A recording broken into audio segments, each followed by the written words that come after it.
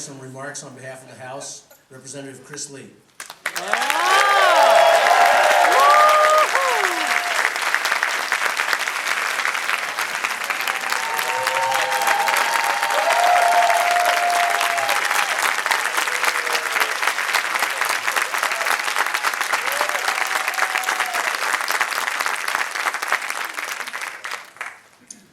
First, I want to thank Senator He for bailing me out and giving me all the Kleenex I could possibly want. This is, it's quite an honor to be here on behalf of the House, on behalf of everybody. I can't fathom the gravity of this battle, this debate, this issue that has gone on long before I've been around. And there are a number of people who've been fighting that fight since before I was born. House members who put their careers on the line to do the right thing. I just want to ask them all to stand today. Please.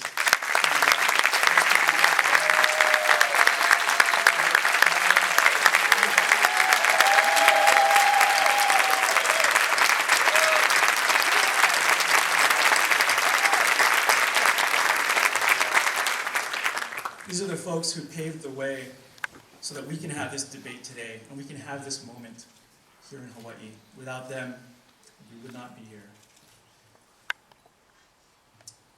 It's definitely been a long and difficult journey, but it has been an important one. Because here in Hawaii, we are all minorities, and we all deserve the same aloha. And people criticize the timing, but it is never the wrong time to do the right thing. And I really want to thank everybody.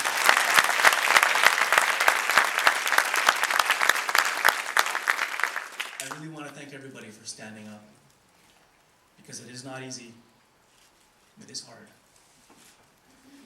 But out of this debate, there are no winners or losers, but there is benefit to us all. Because through this difficult time, we have grown to understand one another better and put ourselves in the shoes of others. And I think that is what brings our community together, because at the end, we are one ohana, we are one family. And if we're going to overcome our greater challenges down the road, we're going to need to join hands and work together.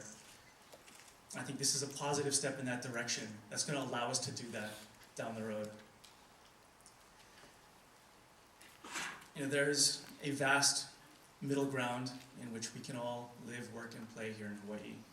And I think it's an honor to be able to help focus our community, to join hands, and move forward. I really want to thank, on behalf of the House, Speaker Joe Suki.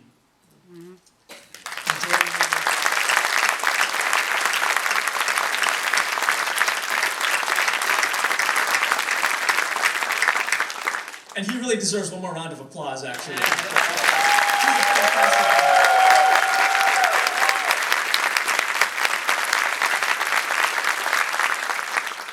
But along with him, Majority Leader Scott Psyche.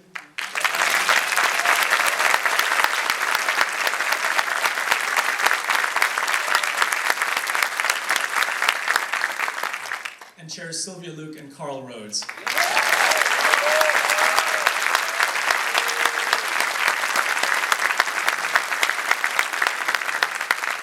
Of course, all the other legislators who stood up to make this happen.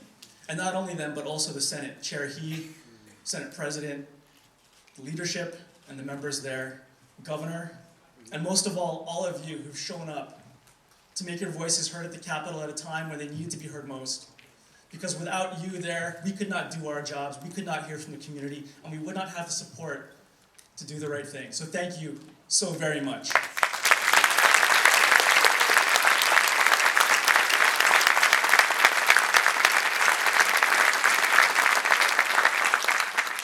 And so finally, I want to close by just saying that, it's been hard, but let it never be said that a group of committed people together can change the world, because today we did.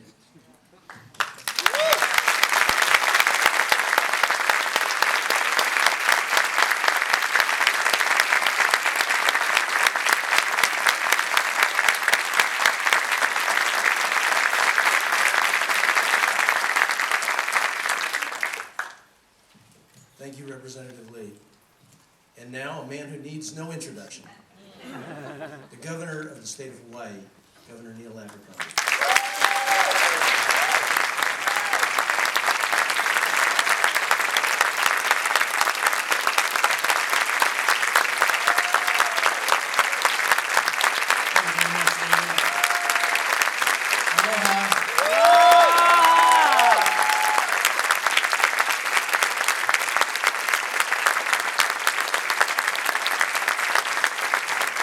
Aloha, everyone. Thank you. Mahalo.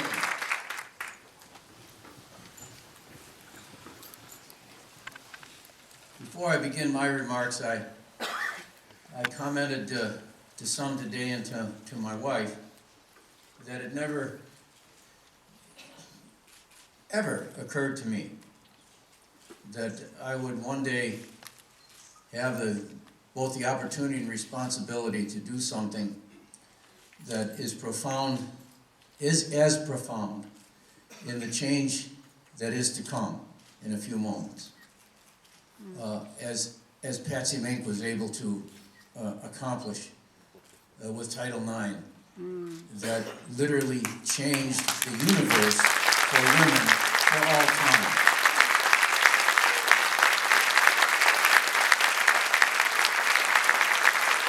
Another universe is about to change for all time, and I could not have sustained my commitment and had the support necessary, emotional and otherwise, to do that without my wife, Dr. Nancy Ellen Carraway.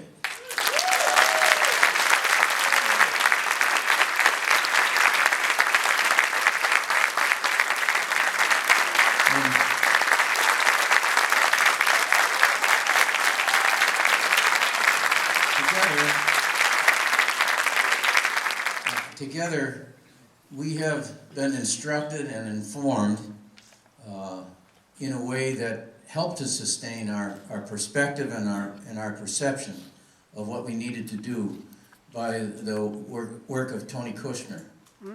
We have a particular relationship. We spend a lot of time like arguing about Picasso's role in the history of art and so on, and great playwrights, and Tony Kushner has been a signal influence in our life. Aloha, I think we need to get a little sassy. It's very somber. I wanted to use the words of my favorite angel in America, my intellectual and artistic soulmate, the great American playwright, the greatest, I think, Tony Kushner. And this is what I want to say to all of you through the words of this erudite, soulful artist, Tony Kushner. The world only spins forward. We will be citizens. The time has come. Bye now. You are fabulous creatures, each and every one, and I bless you. More life. The great work begins. Mwah.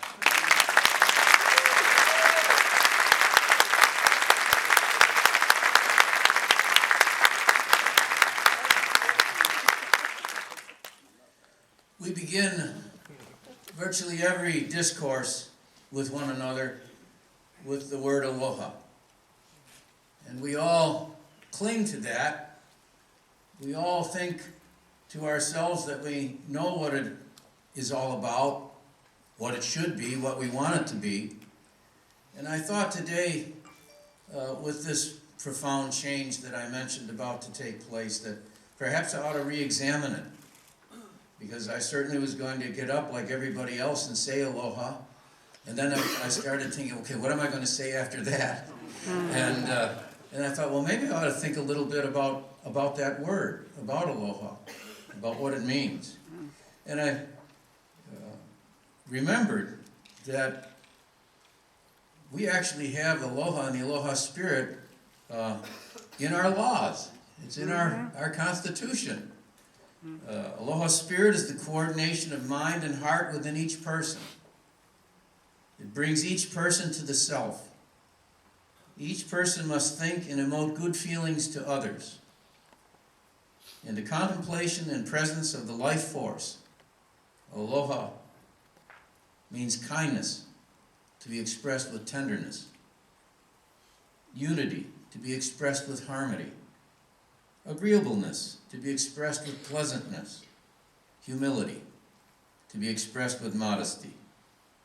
And patience, to be expressed with perseverance.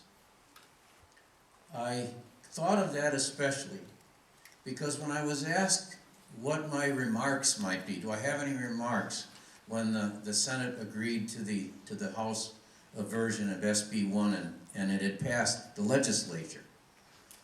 And the last remark that I spoke about courage, I spoke about determination, and then I said, and I wanted to thank the legislature for its patient perseverance. And I remember, where did I get that from? And I thought to myself, and then I realized I had channeled the very words that we have as the foundation of our state, our obligations to each other as citizens in the state of Hawaii, to express ourselves through aloha by patience and perseverance. I think that signifies exactly what this is about. And so then, having discovered that in myself, I picked up my Constitution of the United States. I have a little history of it. It includes the Declaration of Independence and the chronology of it. It even has the Articles of Confederation, the predecessor to the Constitution. And so I decided to reread and to say today what it is the legislature's just done.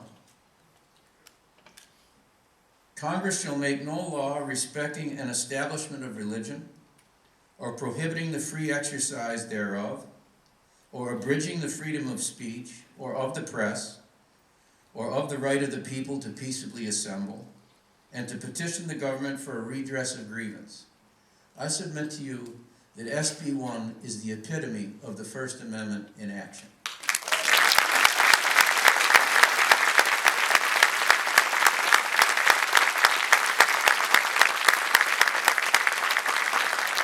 It's easy to criticize the legislature. It's easy to criticize individual legislators.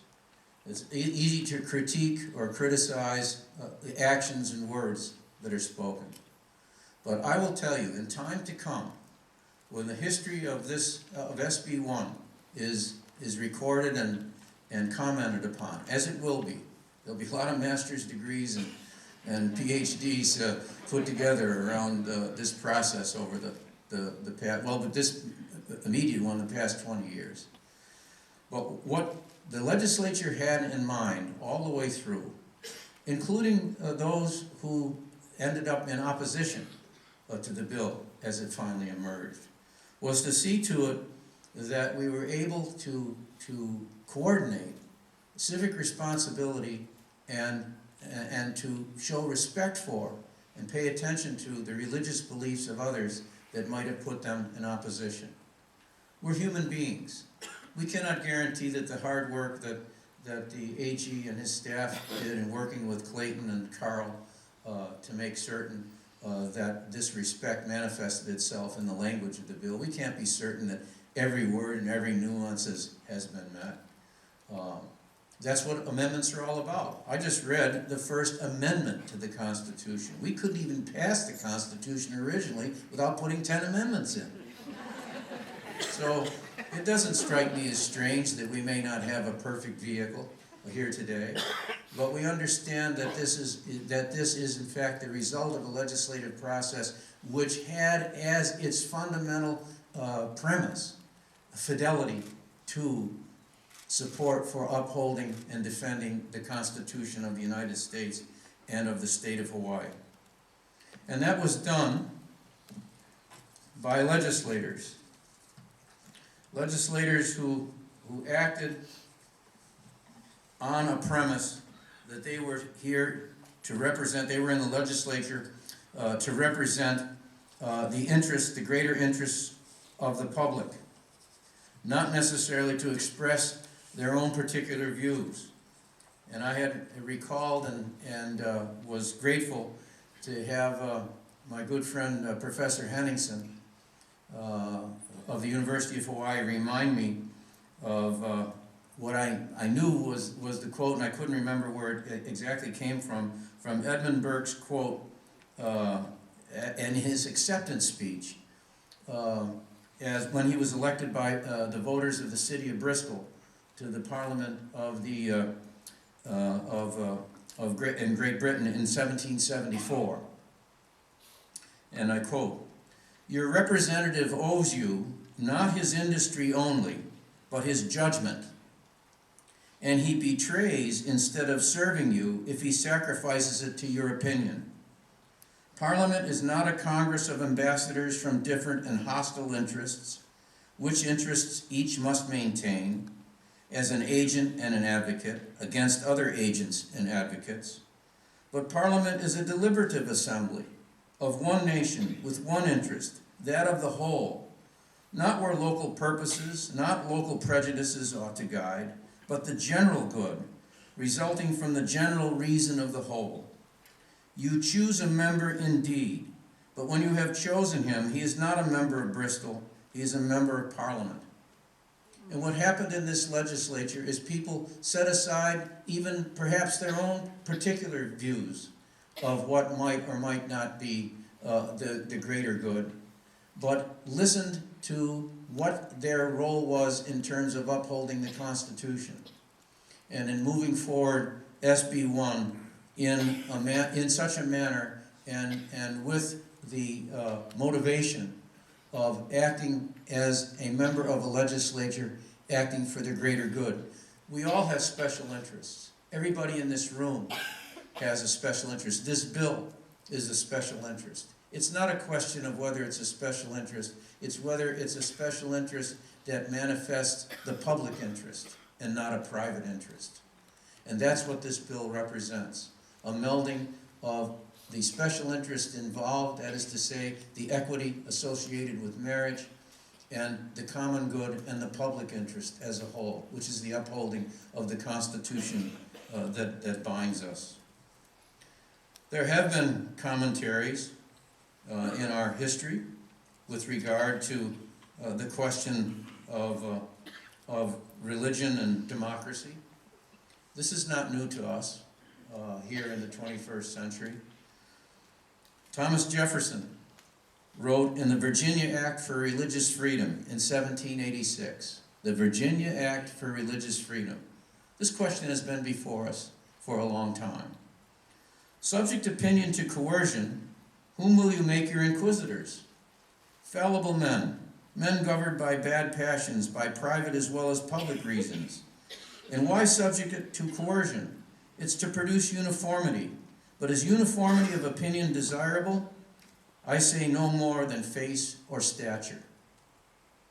Madison in 1833 said, "I must admit, moreover, that it may not be easy in every possible case to trace the line of separation between the rights of religion and civil authority with such distinctness as to avoid collisions and doubts on unessential points. The tendency to a usurpation on one side or the other, or to a corrupting coalition or alliance between them, will be best guarded against by an entire abstinence of the government from interference in any way whatever, beyond the necessity of preserving public order and protecting each sect against trespasses on its legal rights by others." That's what has been the process here in achieving SB 1. The history is there. But now that I've gone over the history to myself and thinking about this and establishing a solid, I think, legal and legislative foundation, you come then down to the question that moves me the most. And that is to say the human dimension, the dimension of depth, our relationship to one another. One of the first things that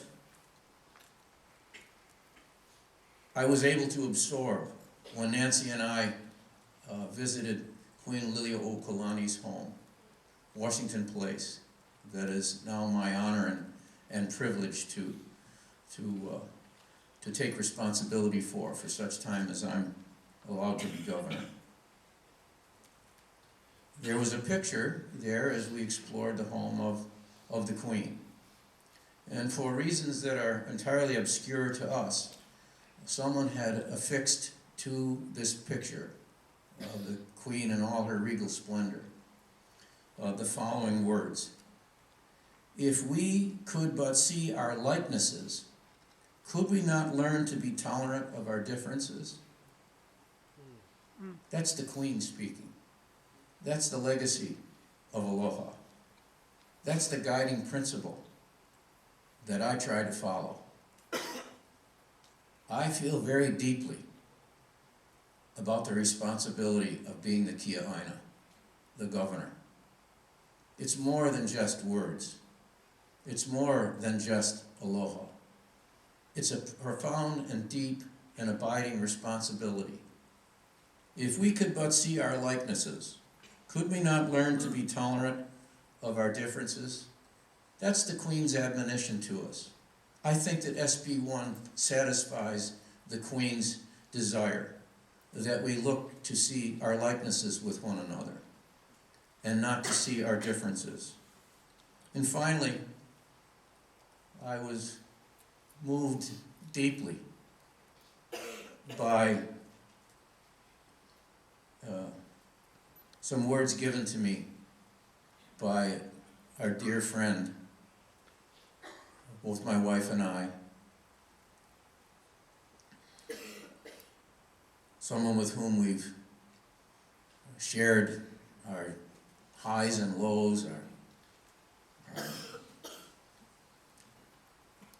our friendship, who has had to be hidden for all of her life in her heart, feeling that she was marginalized and shut away. She said to us, "Today was a moment that my community has fought for many, many decades. I have spent my entire life waiting for equality. I have spent my entire life waiting for equality. To be visible in the world I live in, to be a part of the whole. This courageous, colorful, inspirational, endlessly talented, brilliant like a star community. Finally, today, now, all those who have been invisible will be visible to themselves and the whole world."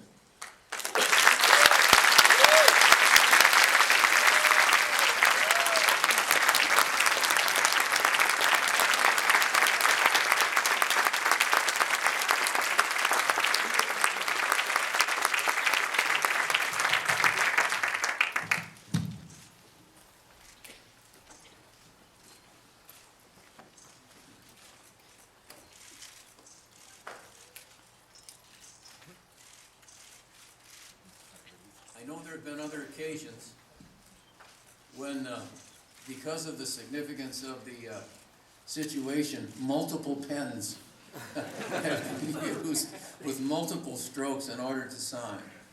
But today, I hope with all of your indulgence and with your aloha, you'll allow me to take this koa pen and sign fully and completely, and that you will all approve of the fact that I intend to give this pen that signs this bill this day to Judge Levinson.